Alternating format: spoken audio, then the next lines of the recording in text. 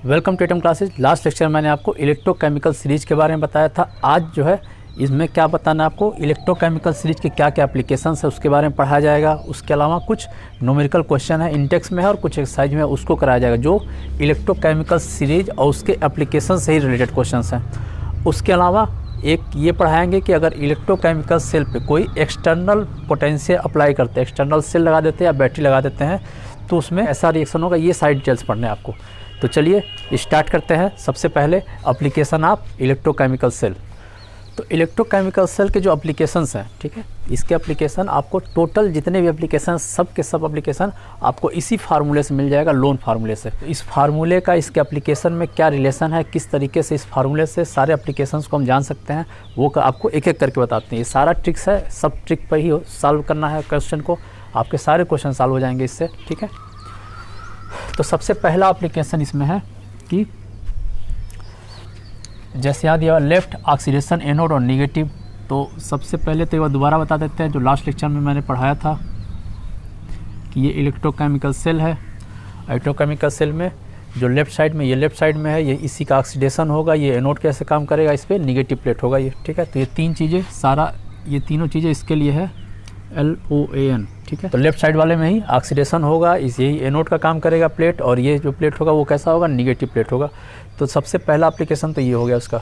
दूसरा इसमें इसी एप्लीकेशन से जानेंगे कि अगर हम कोई भी दो एलिमेंट ले लेते हैं, कोई भी यहाँ से दो एलिमेंट ले लेते हैं, जैसे हम मांग लेते हैं मैग्नीशियम ले लिए और Zn ले लिए। तो अगर हम पहला मैग्नीशियम लिए और दूसरा Zn ले लिए, तो इन दोनों में से कौन सा एनोड का काम करेगा, कौन सा कैथोड का काम करेगा, ये जानना है। तो ये भी इसी फार्मूले पे है कि ऊपर वाला लोन होता है, तो जो इसमें ऊपर होगा, किसमें, इलेक्ट्रोकेमिकल सीरीज में जो ऊपर होगा वही होगा लोन का काम करेगा। और लोन का मतलब ये वाला पार्ट होता है, ठीक है। तो इन दोनों में मैग्नीशियम ऊपर है, ठीक है। तो इसमें मैग्नीशियम है, ये एनोड का काम करेगा और ये कैथोड का काम करेगा, ठीक है।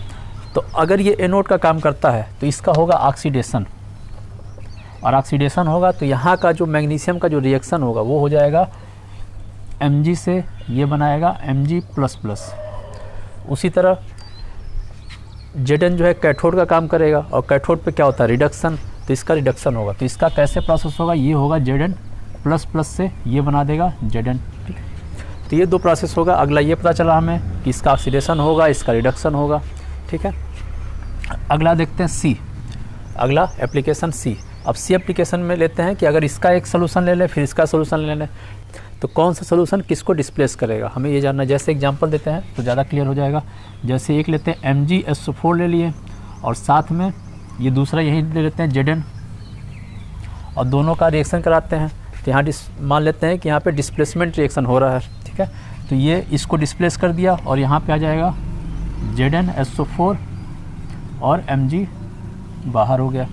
तो अब दूसरा रिएक्शन इसका सोल्यूशन ले लेते हैं और Mg ले लेते हैं। तो ये दूसरा ले लिए ZnSO4 और साथ में Mg, ये दो के Mg इसको डिस्प्लेस किया तो बन गया MgSO4 और साथ में Zn। अब इन दोनों में देखना है कि कौन सा रिएक्शन पॉसिबल है, कौन सा रिएक्शन फिजिबल है, कौन सा रिएक्शन होगा, ठीक है।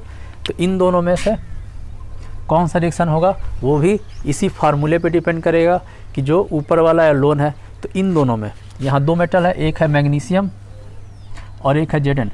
इन दोनों में जो ऊपर की तरफ होता है इलेक्ट्रोकेमिकल सीरीज में, उसी का होना है ऑक्सीडेशन, ठीक है। तो इसमें से देखना क्या है कि मैग्नीशियम ऊपर है Zn से, तो इसमें देखेंगे कि इन दोनों में से कौन सा ऊपर है। तो इन दोनों में मैग्नीशियम ऊपर है और Zn नीचे है। तो इसका मतलब ये है कि जो मैग्नीशियम है उसी का होना है ऑक्सीडेशन। तो इन दोनों में जिसमें मैग्नीशियम का ऑक्सीडेशन होगा वो रिएक्शन पॉसिबल होगा और दूसरा उसका रिएक्शन पॉसिबल नहीं होगा। तो इन दोनों में अब देखते हैं, यहाँ पे मैग्नीशियम के ऑक्सीडेशन नंबर है 0 और यहाँ पे है +2।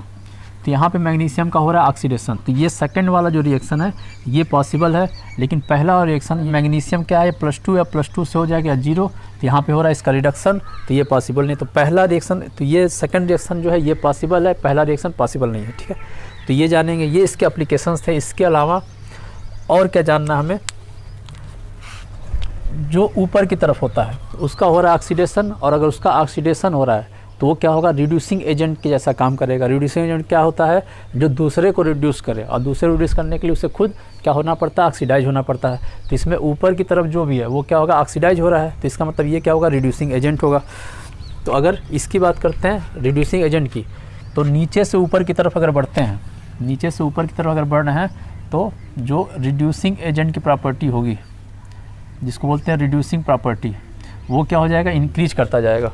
और ऊपर वाला जो होगा सबसे ज़्यादा स्ट्रॉन्गेस्ट रिड्यूसिंग एजेंट होगा। तो ये लिथियम क्या होगा, ये होगा स्ट्रॉन्गेस्ट रिड्यूसिंग एजेंट। क्यों स्ट्रॉन्गेस्ट होगा, क्योंकि इसके लिए इसका मान सबसे ज़्यादा निगेटिव है, सबसे ज़्यादा निगेटिव मान है, निगेटिव में सबसे ज़्यादा मान है, इसलिए ये सबसे ज़्यादा स्ट्रॉन्गेस्ट रिड्यूसिंग एजेंट होगा। उसके अलावा ऐसे भी कह सकते हैं कि इलेक्ट्रोकेमिकल सीरीज में ये सबसे ऊपर है, इसलिए ये सबसे ज़्यादा स्ट्रॉन्गेस्ट रिड्यूसिंग एजेंट होगा। अब इसमें इलेक्ट्रोकेमिकल सीरीज में नीचे जाते हैं, सबसे नीचे है फ्लोरीन, सबसे नीचे फ्लोरीन होता है, तो ये क्या हो जाएगा, ये स्ट्रॉन्गेस्ट है, तो ये हो जाएगा वीकेस्ट हो जाएगा रिड्यूसिंग एजेंट। और जो वीकेस्ट रिड्यूसिंग एजेंट है, मतलब वो रिड्यूस नहीं होता, तो क्या होगा, वो ऑक्सीडाइजिंग एजेंट जैसा काम करेगा, तो ये हो जाएगा। तो इसको ये ना लिख के हम यहाँ पे लिखते हैं इसके लिए स्ट्रॉन्गेस्ट ऑक्सीडाइजिंग एजेंट, ठीक है। तो Fe हो गया स्ट्रॉन्गेस्ट ऑक्सीडाइजिंग एजेंट। और नीचे से ऊपर की तरफ बढ़ रहे हैं, तो अगर ऑक्सीडाइजिंग एजेंट की प्रॉपर्टी की बात करते हैं तो वो घटेगा, नीचे से ऊपर की तरफ घटेगा, और रिड्यूसिंग प्रॉपर्टी ऊपर से नीचे की तरफ घटेगा, ठीक है। तो ये दोनों चीज़ें हैं, ऑक्सीडाइजिंग प्रॉपर्टी और रिड्यूसिंग प्रॉपर्टी। तो ये थे इलेक्ट्रोकेमिकल सीरीज के एप्लीकेशन। इतना ही एप्लीकेशन जानना है, इससे हमें ज़्यादा नहीं जानना है। अब आपको कराते हैं कुछ क्वेश्चंस एनसीईआरटी के इंटेक्स के क्वेश्चन। इंटेक्स का सबसे पहला क्वेश्चन है 3.1। 3.1 में दिया हुआ है कि मैग्नीशियम का हमको क्या निकालना है, स्टैंडर्ड इलेक्ट्रोड पोटेंशियल निकालना है। तो इसके बारे में बताया थे कि किसी भी एलिमेंट का अगर हमको रिडक्शन पोटेंशियल निकालना है तो क्या करेंगे, हमको इलेक्ट्रोकेमिकल सेल बनाना होगा।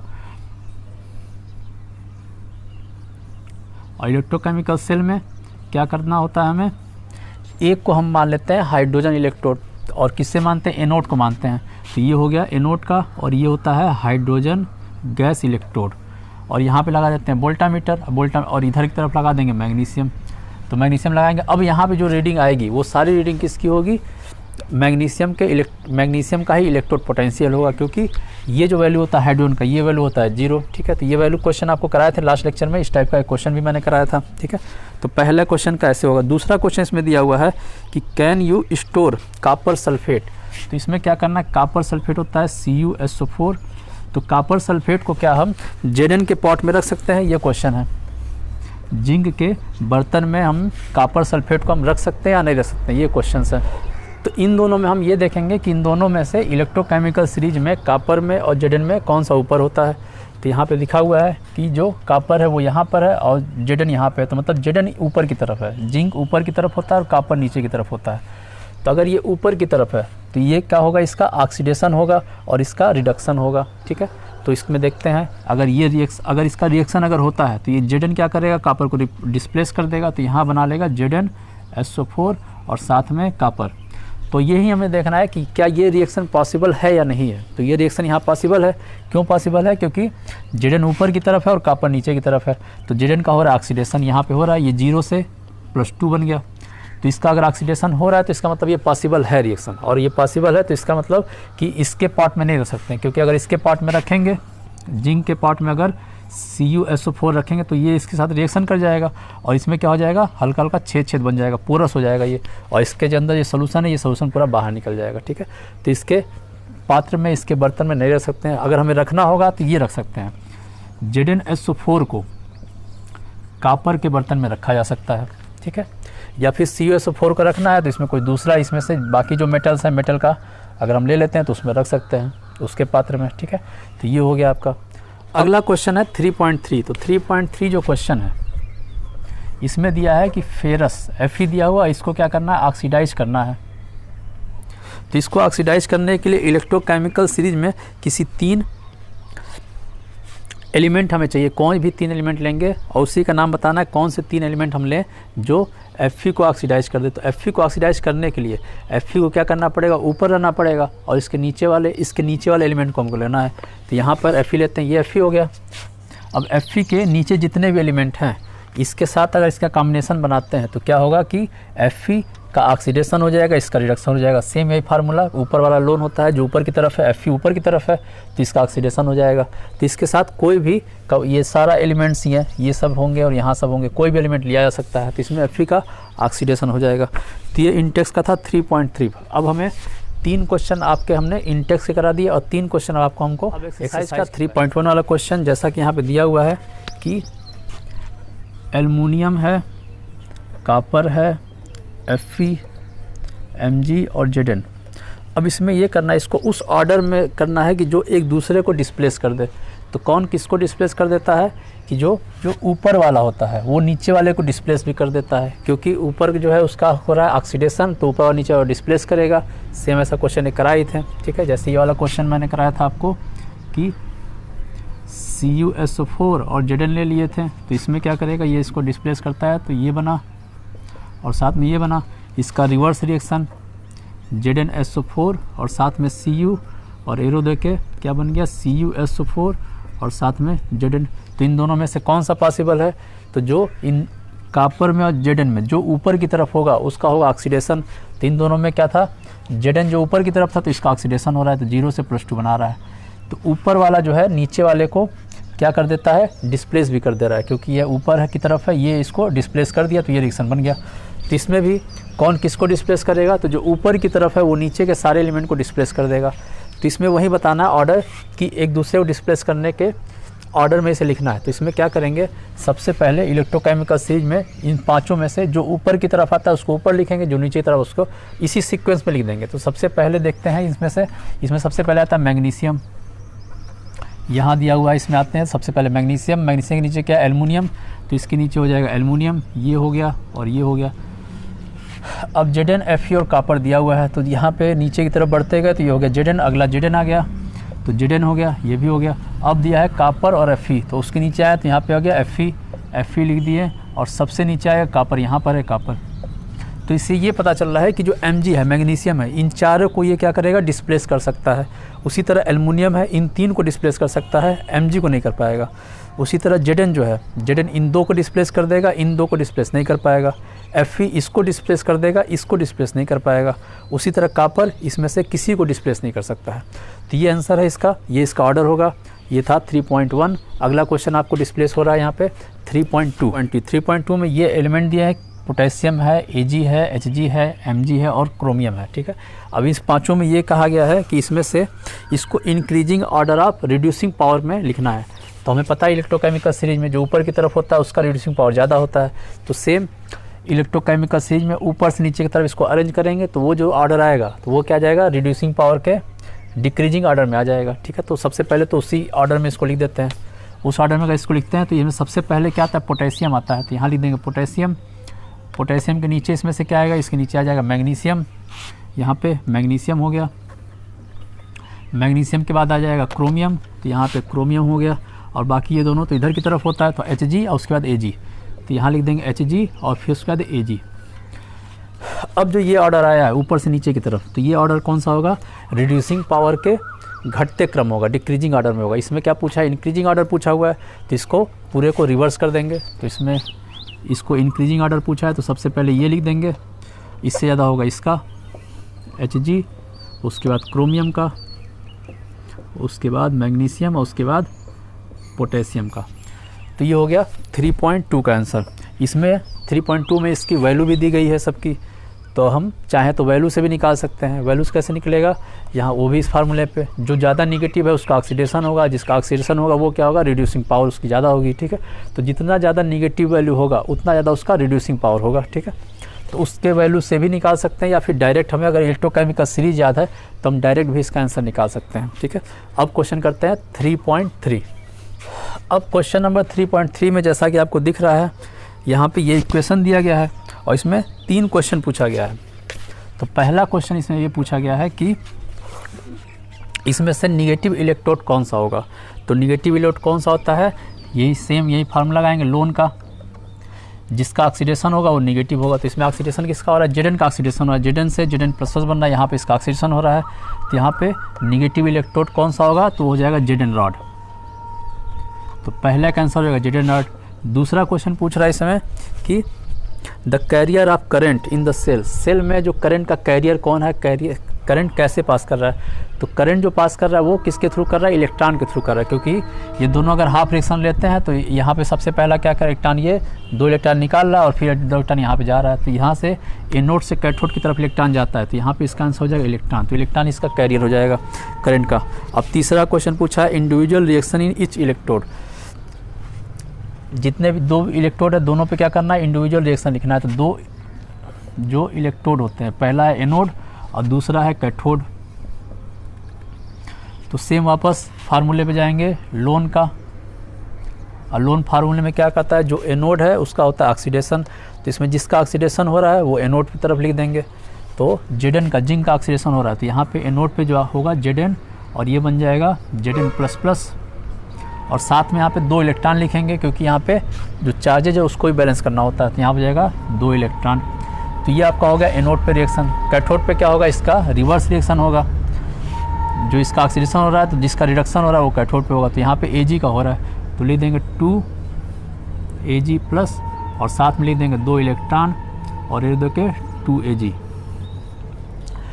अब यहाँ पे जो है 1 Ag लेके भी किया जा सकता था क्वेश्चन, लेकिन 2 Ag ही क्यों लिया गया है, 2 Ag का आयन इसलिए लिए गए हैं क्योंकि यहाँ पे 2 इलेक्ट्रॉन रिलीज हो रहा है और दोनों इलेक्ट्रॉन को यूटिलाइज करने के लिए यहाँ पे कैथोड पे यूटिलाइज करना है, इसलिए यहाँ पे 2 Ag लिया गया है। ठीक है, तो यहाँ पे 1 Ag लेकर भी हो सकता था रिएक्शन, लेकिन 2 Ag लेने पे ज़्यादा एक्यूरेट इसको आंसर माना जाता है। ठीक है, तो ये हो गया क्वेश्चन आपका 3 पॉइंट। टॉपिक हमें ये देखना था कि कोई एक्सटर्नल पोटेंशियल को अगर हम इलेक्ट्रोकेमिकल सेल पे अप्लाई करते हैं तो क्या होगा। तो यहाँ पे जो इलेक्ट्रोकेमिकल सेल है हम किसका ले लेते हैं, ये Zn है और ये कॉपर का है, तो इसका हम इलेक्ट्रोड पोटेंशियल लेते हैं और इसके लिए जो सेल पोटेंशियल आता है स्टैंडर्ड कंडीशन में, इसका जो सेल पोटेंशियल आता है पिछला इसका हमने कैलकुलेट भी करा रखा है और ये आता है 1.1 वोल्ट।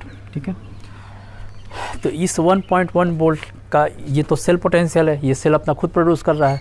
यहाँ पे जो एक्सटर्नल पोटेंशियल लगाया जा रहा है वो इस सेल पोटेंशियल के अपोजिट डायरेक्शन में लगाया जा रहा है, यहाँ पे लिखा हुआ अपोजिट डायरेक्शन में। ठीक है, तो अपोजिट डायरेक्शन में लगाया जा रहा है, तो इस सेल पोटेंशियल पे क्या इफेक्ट पड़ेगा या फिर इसमें जो रिएक्शन हो रहा है उस पर क्या इफेक्ट पड़ेगा, ये हमें जानना है। करंट जो फ्लो करेगा वो किधर से किधर डायरेक्शन फ्लो करेगा, वो चेंज हो जाएगा या फिर सेम डायरेक्शन में ही फ्लो करेगा। तो इसके लिए हमें 3 कंडीशन देखना है। तो पहला का जो कंडीशन है, पहला कंडीशन ये है कि जो एक्सटर्नल पोटेंशियल है उसकी वैल्यू कम होगी किससे, 1.1 वोल्ट से। अगर जो एक्सटर्नल पोटेंशियल सेल बैटरी लगाई जा रही है इसका जो पोटेंशियल है 1.1 से अगर कम है, तो अगर 1.1 से कम होगा तो इसका जो इलेक्ट्रॉन का फ्लो इसमें होगा जिस डायरेक्शन में हो रहा था उसी डायरेक्शन में होगा। तो इसमें इलेक्ट्रॉन का फ्लो किस डायरेक्शन में पहले होता था, एनोड से कैथोड की तरफ होता था। तो इसमें फ्लो ऑफ इलेक्ट्रॉन अगर बात करते हैं, फ्लो ऑफ इलेक्ट्रॉन, तो ये हो जाएगा एनोड टू कैथोड ही रहेगा। और अगर करंट की बात करेंगे तो ये कैथोड टू एनोड, क्योंकि अपोजिट डायरेक्शन में होता है। ठीक है, और इस समय जो सेल पोटेंशियल आएगा वो कितना आएगा, वो आ जाएगा 1.1 माइनस जितना ये एक्सटर्नल पोटेंशियल लगाते हैं। ठीक है, जितना भी एक्सटर्नल पोटेंशियल लगा रहे हैं उससे कम आएगा, उसमें से 1.1 को माइनस कर देंगे तो वो वैल्यू आ जाएगी। तो इसका मतलब क्या है कि जो सेल पोटेंशियल आएगा उसकी वैल्यू कितनी आएगी, लेस देन 1.1 वोल्ट। ठीक है, तो ये आपका सेल पोटेंशियल आएगा। और साथ में इसमें रिएक्शन क्या होगा, तो एनोड पर जो रिएक्शन होता है, एनोड पे क्या होगा, ऑक्सीडेशन, तो यहाँ Zn का ऑक्सीडेशन होगा, ये Zn से बना लेगा Zn++ और साथ में 2 इलेक्ट्रॉन। कैथोड पे जो रिएक्शन होगा वो क्या होगा, ये वाला रिएक्शन होता है और क्या होता है, रिडक्शन, तो इसमें हो जाएगा Cu++, साथ में 2 इलेक्ट्रॉन आएंगे और बन जाएगा Cu। ठीक है, तो ये एनोड पर, ये कैथोड पर रिएक्शन होगा। ठीक है, तो ये किस कंडीशन में होगा, जब एक्सटर्नल पोटेंशियल 1.1 से कम हो, या फिर ऐसा कह सकते हैं जो एक्सटर्नल पोटेंशियल है वो सेल पोटेंशियल से कम हो। पहला कंडीशन ये है। अब दूसरा कंडीशन देखते हैं। दूसरा कंडीशन ये हम कर देते हैं कि जो एक्सटर्नल पोटेंशियल है वो सेल पोटेंशियल के बराबर रख सकते हैं, क्योंकि जो एक्सटर्नल पोटेंशियल हम दे रहे हैं उसको क्या कर सकते हैं, या तो कम दे सकते हैं, या तो ज़्यादा दे सकते हैं, या तो उसके बराबर दे सकते हैं। तो जो एक्सटर्नल पोटेंशियल है वो जो है सेल पोटेंशियल से कम दिया जा सकता है, या तो बराबर दिया जा सकता है, या तो उससे ज़्यादा दिया जा सकता है। यही 3 कंडीशन होता है और इसी 3 कंडीशन को हम देख रहे हैं। तो पहला कंडीशन यही था कि अगर जो एक्सटर्नल पोटेंशियल है वो सेल पोटेंशियल से कम हो, दूसरा कंडीशन रखेंगे कि जो एक्सटर्नल पोटेंशियल है वो सेल पोटेंशियल के बराबर हो, मतलब यहाँ पे जो हम बैटरी लगा रहे हैं उसका जो पोटेंशियल है 1.1 के बराबर हो तो क्या होगा। तो दूसरा कंडीशन हो जाएगा इसमें कि जो एक्सटर्नल पोटेंशियल है वो किसके बराबर होगा, 1.1 वोल्ट के। तो दूसरा कंडीशन ये है, पहला ये था और दूसरा ये है कि अगर दोनों बराबर हो जाए तो उस केस में क्या होगा। तो अगर एक्सटर्नल पोटेंशियल सेल पोटेंशियल के अगर बराबर हो जाता है तो क्या होगा, इसमें सबसे पहला चीज़, अगर फ्लो ऑफ इलेक्ट्रॉन की बात करते हैं, फ्लो ऑफ इलेक्ट्रॉन, तो इलेक्ट्रॉन का फ्लो नहीं होगा, तो यहाँ पे लिख देंगे नॉट फ्लो, क्योंकि दोनों इक्वल हो गए, दोनों एक दूसरे को कैंसिल कर देंगे। तो इलेक्ट्रॉन का फ्लो नहीं हुआ तो इसका मतलब इसका करंट का भी फ्लो नहीं होगा, ये भी नहीं होगा। और सेल पोटेंशियल इस समय जो फाइनल सेल पोटेंशियल आएगा वो कितना आ जाएगा, 0 आ जाएगा, क्योंकि जो इसका खुद का सेल पोटेंशियल था और इसका जो एक्सटर्नल सेल पोटेंशियल दोनों एक दूसरे को कैंसिल कर दिए, तो नेट सेल पोटेंशियल जो है वो 0 हो जाएगा। उसके बाद रिएक्शन की बात करें,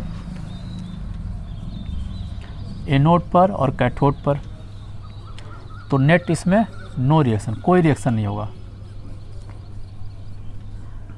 यहाँ पे कोई रिएक्शन भी नहीं होगा, ठीक है। तो ये था दूसरा कंडीशन। अब तीसरा कंडीशन ये है कि जो एक्सटर्नल पोटेंशियल है वो सेल पोटेंशियल से अगर हम अधिक देते हैं, 1.1 वोल्ट से अगर हम ज़्यादा देते हैं, तो तीसरा कंडीशन है कि जो एक्सटर्नल पोटेंशियल है उसकी वैल्यू ज़्यादा है किसने से, 1.1 वोल्ट से। और 1.1 वोल्ट का मतलब क्या है, सेल पोटेंशियल, जो भी यहाँ पे लेते हैं इंस्ट्रूमेंट, यहाँ पे तो हम इसका लिए इसीलिए 1.1 लिया जा रहा है, ठीक है। तो इस केस में क्या होगा, तो इस केस में जो फ्लो ऑफ इलेक्ट्रॉन होगा वो हो जाएगा अपोजिट डायरेक्शन में हो जाएगा, ठीक है। तो यहाँ पे एनोड से कैथोड था तो यहाँ पे हो जाएगा कैथोड टू एनोड, ठीक है। और इलेक्ट्रॉन का फ्लो उसका भी चेंज हो जाएगा, ये कैथोड टू एनोड, तो ये हो जाएगा एनोड टू कैथोड हो जाएगा, ठीक है। ये दोनों हो गया। साथ में जो ई नॉट सेल है उसकी वैल्यू क्या आएगी, तो उसकी वैल्यू जो है निगेटिव में आ जाएगी। फार्मूला यहाँ पे सेम लगेगा, ये वैल्यू ज़्यादा है तो ओवरऑल जो वैल्यू आएगी निगेटिव में आ जाएगा। तो यहाँ पे ई नॉट सेल जो आएगा नेट, वो वैल्यू क्या आ जाएगा, निगेटिव में आ जाएगा, ठीक है। और जब इसकी वैल्यू निगेटिव में आ जाएगी तो क्या होगा कि यहाँ पर ये जो पूरा सिस्टम था, इस सिस्टम में Zn था, ये क्या था, एनोड था, और ये क्या था, निगेटिव प्लेट था। Zn जो था एनोड था, यही निगेटिव प्लेट था। यहाँ जो कॉपर था ये क्या था, पॉजिटिव प्लेट था, और ये क्या था, कैथोड था। इस केस में क्या हो जाएगा कि जो जिंक है वो कैथोड जैसे काम करने लगेगा, और जो कॉपर है वो एनोड के जैसा काम करने लगेगा। ऐसा क्यों करेगा, क्योंकि यहाँ पे अब ऑक्सीडेशन होगा और यहाँ पे रिडक्शन होगा। तो इसके लिए अगर हम रिएक्शन लिखना चाहेंगे, ये रिएक्शन इसके लिए था, यहाँ पे तो रिएक्शन होगा ही नहीं। और अगर यहाँ के लिए अगर रिएक्शन लिखना चाहें तो यहाँ के लिए रिएक्शन हो जाएगा, कैथोड है, कैथोड के सामने लिख देते हैं। कैथोड यहाँ पे कौन सा काम करेगा, जिंक कैथोड का काम किया, तो जिंक पे क्या होगा, इसका रिडक्शन होगा। तो यहाँ पे हो जाएगा Zn++ से, और 2 इलेक्ट्रॉन मिलेंगे और मिल के बना लेगा Zn, ठीक है। ये कैथोड पे हो जाएगा। और एनोड पे क्या हो जाएगा, एनोड पे ऑक्सीडेशन होता है, और यहाँ पे ऑक्सीडेशन किसका होगा, कॉपर का ऑक्सीडेशन हो जाएगा। तो कॉपर का ऑक्सीडेशन कराते हैं तो Cu से बन जाएगा Cu++ और साथ में 2 इलेक्ट्रॉन, ठीक है। तो ये सारा रिएक्शन यहाँ पर जो हो जाएगा उल्टा हो जाएगा, यहाँ पर ऑक्सीडेशन होगा और यहाँ पर रिडक्शन होगा। इस केस में ये वाला आपका प्लेट जो कॉपर प्लेट होगा निगेटिव हो जाएगा, एनोड कैसा काम करेगा, और ये वाला जिंक जो प्लेट है ये कैथोड और पॉजिटिव प्लेट कैसा काम करेगा। तो यहाँ हो गया, इसको लिख भी देते हैं यहाँ पर भी, कॉपर एनोड और कैसा हो जाएगा, निगेटिव प्लेट, और ये पॉजिटिव प्लेट, ठीक है। ये कंडीशन कब आएगा, जब सेल पोटेंशियल से ज़्यादा का पोटेंशियल लगाते हैं और किधर, अपोजिट डायरेक्शन में लगाते हैं। सेम डायरेक्शन में लगाएंगे तब तो प्लस में ही चला जाएगा, ठीक है। तो यहाँ अपोजिट डायरेक्शन वाला एक केस हमें जानना था। तो आज के लिए सिर्फ इतना ही। इसका फिगर भी आपको किताब मिलेगा, दूसरे तीसरे पेज पे ही ये वाला टॉपिक दिया गया है, ठीक है। तो आज के लिए सिर्फ इतना।